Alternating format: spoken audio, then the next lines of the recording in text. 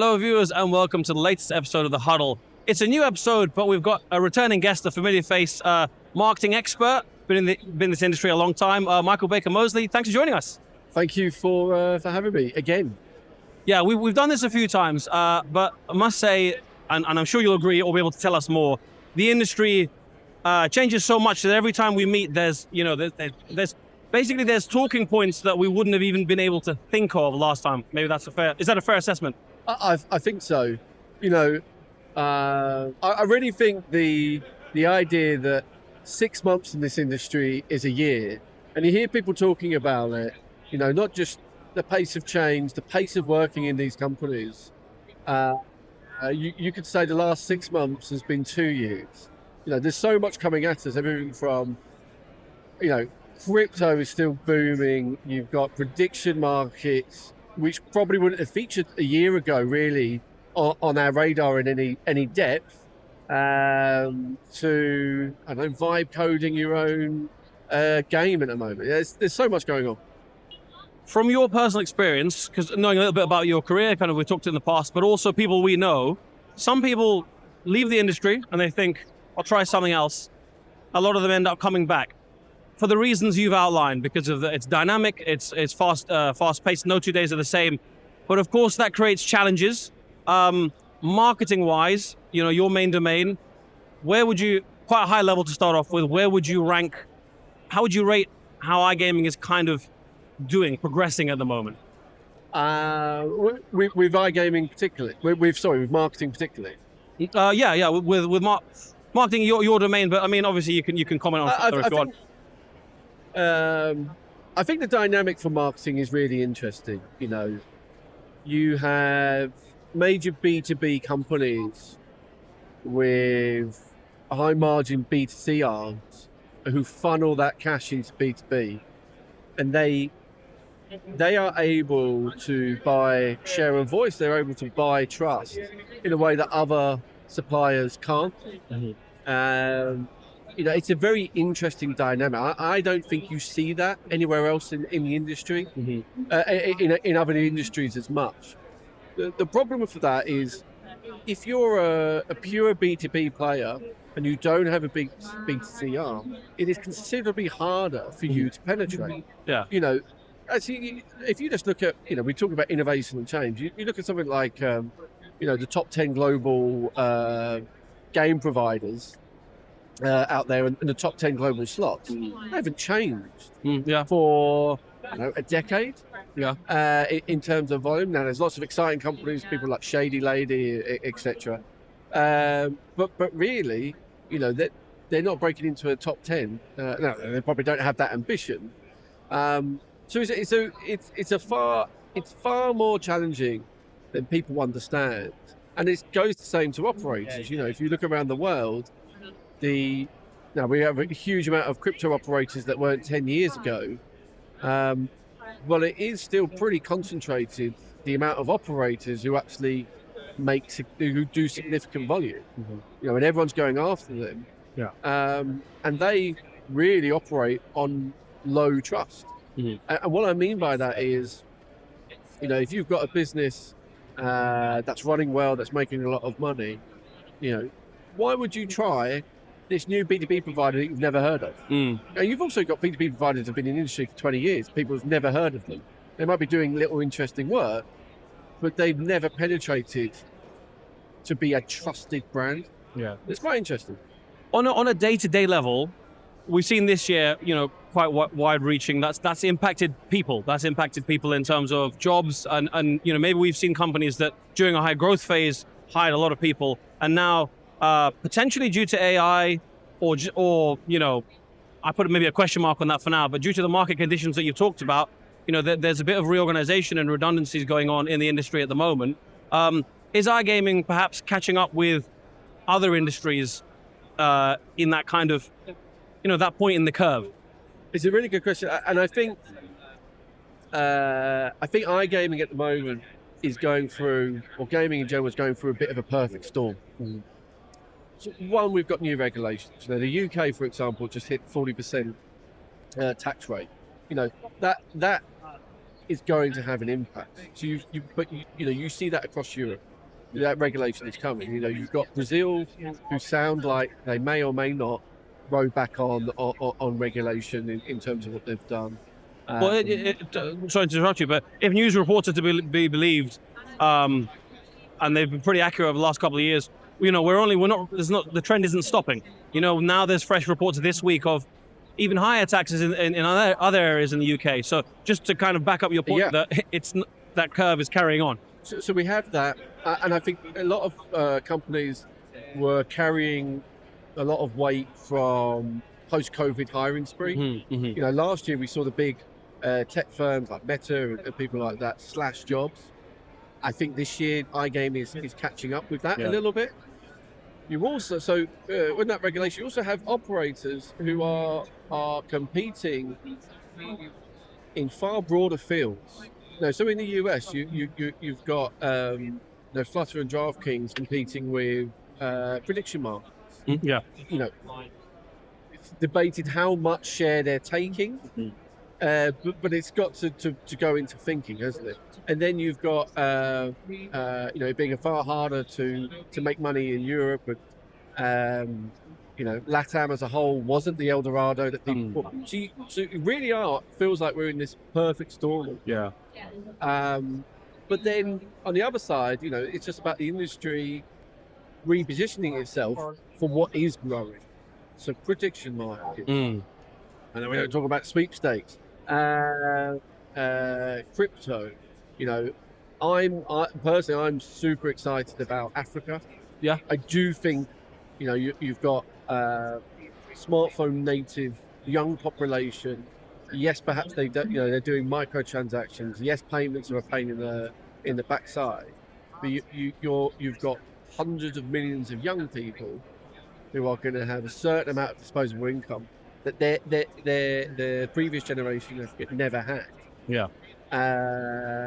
And it seems to be ignored by a lot of places. But I can see that being the next exciting place. Yeah, I mean, I'm glad you've touched on maybe an exciting area for growth, because I wouldn't want this to be like a doomsday conversation but inevitably we're discussing, we're analyzing what's currently going on. And I think your LATAM point is really interesting because, at Global Game Insider, we cover a lot of LATAM news, and it's an exciting market. There's a lot going on, but there's also, there's constant news stories, which the industry maybe plays down, but there's constant news stories of there's advertising at the carnival, there's advertising here during the World Cup. Yesterday there was a news story. I couldn't quite believe the figures, but they were talking about 2 billion, I'm going to try to pronounce this correctly, reals, but reals, the Brazilian currency. Right, yeah. And please forgive me, Brazilians, for my mispronunciation, of fines up to 2 billion. Now, I don't think that's going to happen, but that shows you that there's an appetite for regulation and maybe clamping down on over-advertising. So I think your point is really valid, but not enough people say it, that it was considered the next gold mine, etc., just like sports betting was in the US. Yeah. And a couple of these things just haven't quite come to fruition. And if you think behind every operator, right, even the biggest, there are a multitude of suppliers. Mm-hmm. Everything from marketing agencies to game providers to tech providers, compliance providers, behind every single operator. So if an operator is not performing, if an operator gets a cold, that factors all the way down the supply chain. Yeah. And, I think sometimes you come to a show like this and we forget about the player. Yeah. And sometimes I feel like we forget about the operator, even though we're all chasing them. If they're hurting, no amount of work is going to change that reality. Yeah. We just have to serve them better to help them grow. Yeah, I mean, it's a good point, because it's easy to get swept up in, kind of meetings and supplier relationships. But what I find interesting is, for example, a quarterly report of any operator, in Flutter, what the CEO is often highlighting boosted or reduced growth was customers like the app. Customers went to the shop. Little things, as you say, player first. That's really, and that's why prediction markets are growing, because they're easy to use. Players like them, and no matter how regulators try and keep up, there's reports of a 22 billion valuation for Kalshi, and we don't need to go into the figures, but it's those kind of that base level that's really the most important and easiest to overlook at the same time.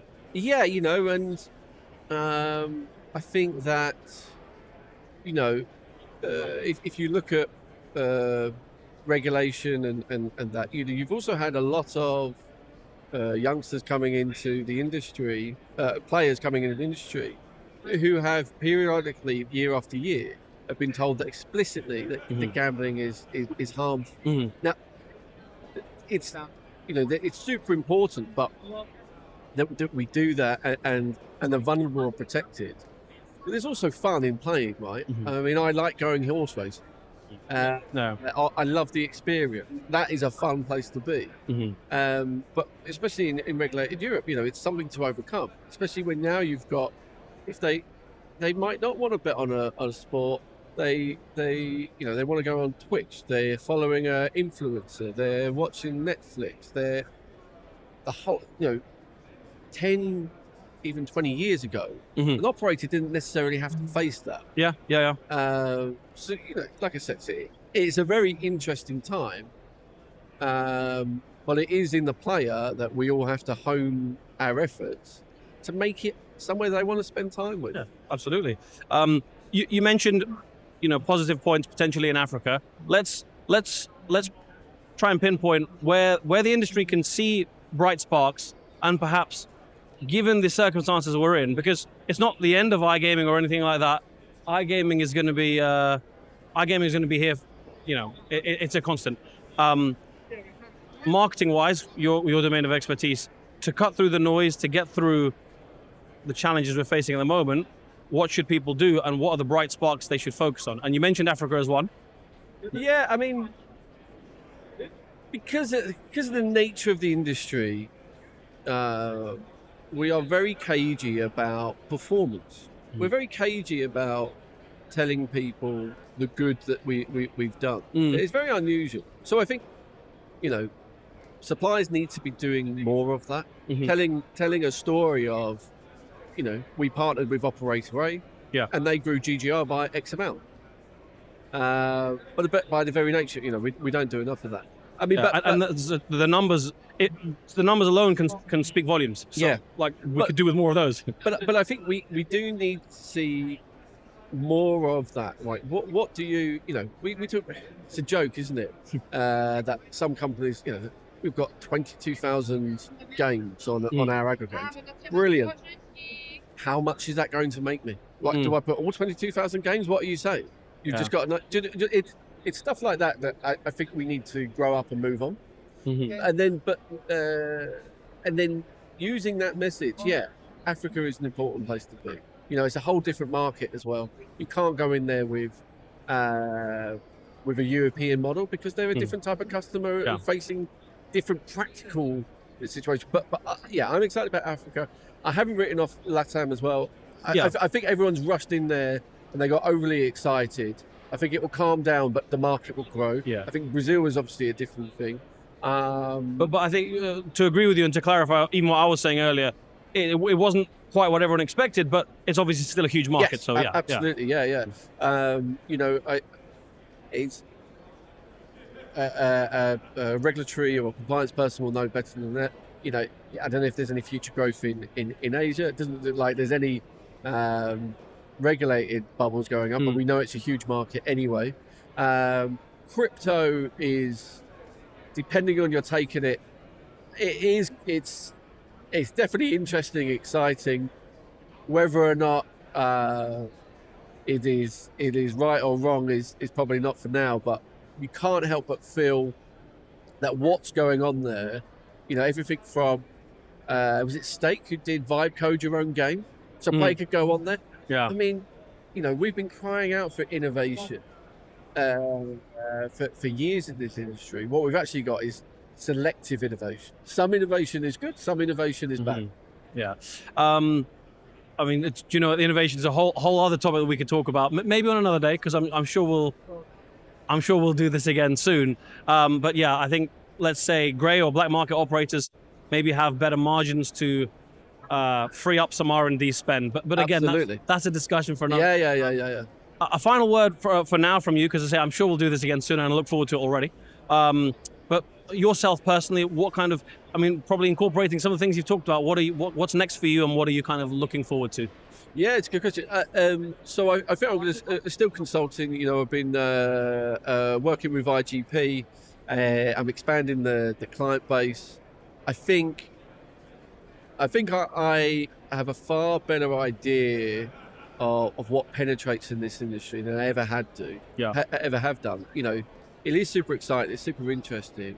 And there's exciting products out there that no one's ever going to hear about because they don't know how to position themselves, they don't know how to message themselves, they don't know who to contact, they don't know how to deliver any of this. And whilst those businesses exist, it's going to be good business for me. Yeah. You know, that's where I want to help.